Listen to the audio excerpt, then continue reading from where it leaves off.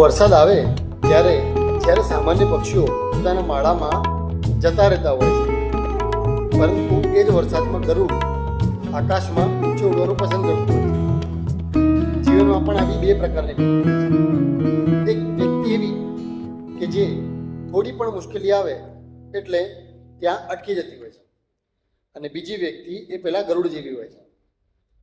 એમાંથી રસ્તો કાઢીને આગળ વધવા માટેનો પ્રયત્ન કરે છે. વરસાદ હંમેશા આપણને એક વાત શીખવે છે, આકાશમાં વાદળો ક્યારેય રહેવાના નથી. આજે જ્યારે અંધારું છે, આવતીકાલે જ્યારે નવો સૂરજ ઉગશે ત્યારે અંધારું અજવાળામાં પરિવર્તન પામી જશે. જીવનમાં પણ કંઈક આવું થતું હોય છે. ક્યારે પણ કોઈ પણ મુશ્કેલી આવે તો એ વખતે હિંમતથી આપણે આગળ વધવાનું છે, અટકાવવાનું નથી કે ડરવાનું નથી. કારણ કે જે રીતે વરસાદ પડ્યા પછી ધરતી હરિયાળી થતી હોય છે, એ જ રીતે સંઘર્ષ પછી માણસની જિંદગી સફળ થતી હોય છે. આજનો આપણો દેશ શુભ રહે. જય માતાજી, જય શ્રી કૃષ્ણ, જય અંબે, વંદે માતરમ, ભારત માતા કી જય.